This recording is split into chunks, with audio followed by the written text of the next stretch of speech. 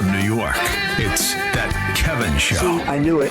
Come on, Kev. What's a few classified documents between friends? I told you all the time. I knew it. I knew he had some too. Here he is, That Kevin McCullough. Welcome back.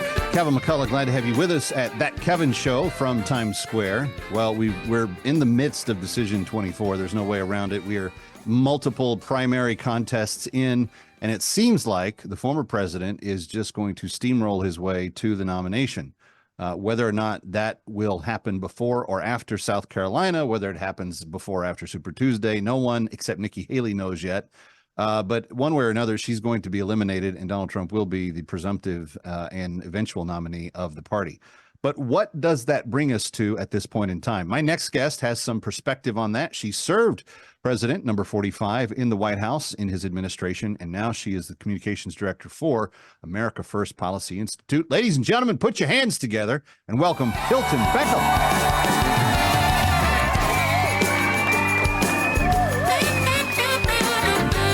Hey, lady, how are you? Hi, Kevin. How are you? I'm well. Good. Good. It's good to see you. It's been half a second since you were with us. So let me just, America First Policy Institute, elevator pitch. You guys were a bunch of people, many of which served in the administration, that were focused on America First policies.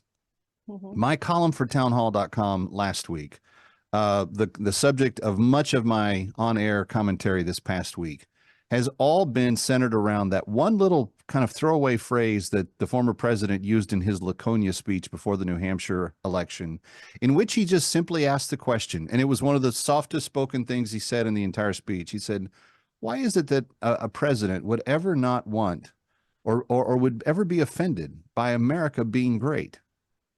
America First Policy Institute is your day job. Isn't that the minimum requirement to get to be president, that you want our country to succeed?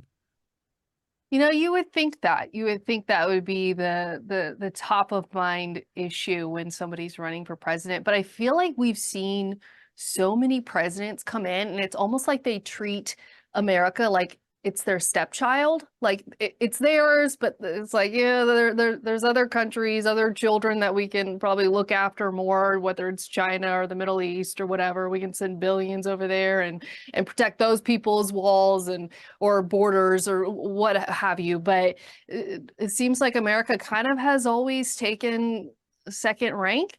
And it's really sad. And I think that's why Trump became so popular. I don't think it's why. It is why Trump is so popular, is because he came in and had this unabashed love of America.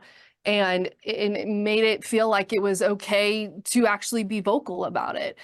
So that's here at America First Policy Institute. We kind of, harnessed that energy and continued it on after, Trump left.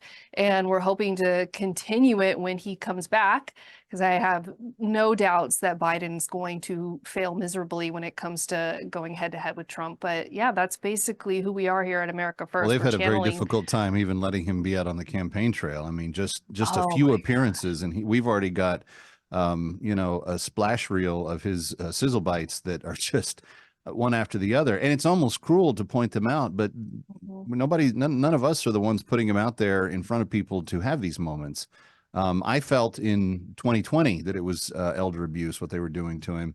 Certainly, they can't keep him in the basement this time, so that's part of the problem. Let me go back to this idea, though, and I really want to drill down on this.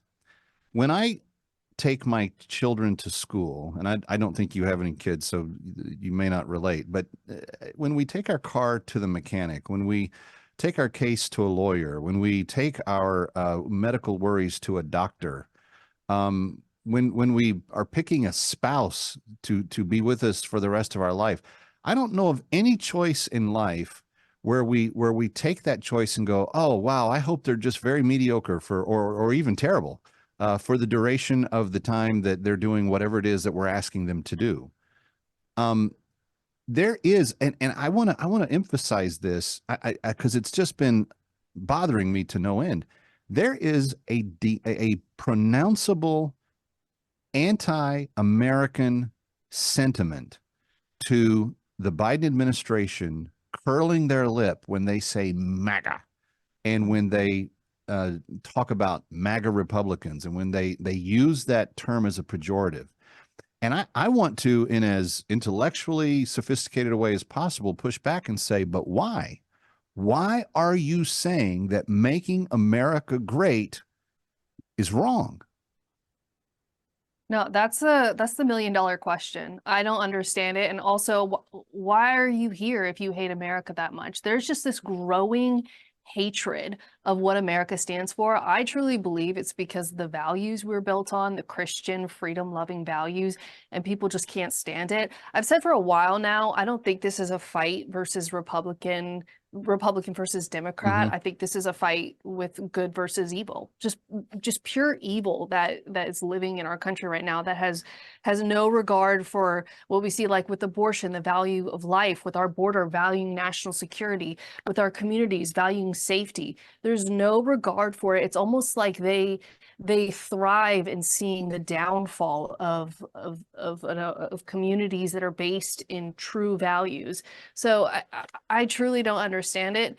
But I think the silent majority is getting louder and louder, and people who support Trump are really going to come out this year and vote for him to get rid of this evil that's just permeating our country right now. Well, we didn't know it on election night, but in New Hampshire, he broke another record for the biggest number of votes that a candidate has received in the primary there. And he, of course, broke the record in Iowa for all of the explaining that Nikki Haley seems to be trying to do on the trail. It's not having much effect given just what the demand is. And everyone's saying this is a Republican primary. Okay, that's fine. But in New Hampshire, for example, the president had 170,000 votes and Joe Biden he couldn't break 70,000.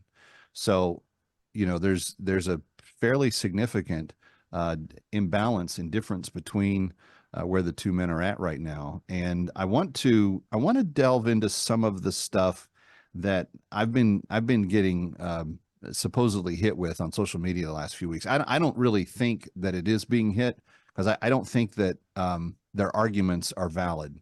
But there's people trying to say that Trump is not, for instance, with young voters, voters 18 to 40, that he's not doing well. What does the actual polling and substance say, Hilton, right now, with that the former president's doing with younger voters? That's just absolutely false.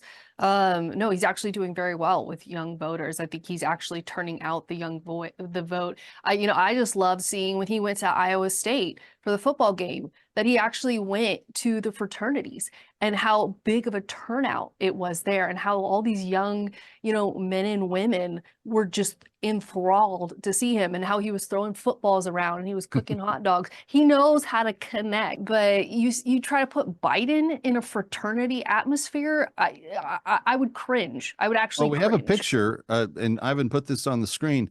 We have a picture of Biden this last week with construction workers. And look at it there. He's got the hat on backward.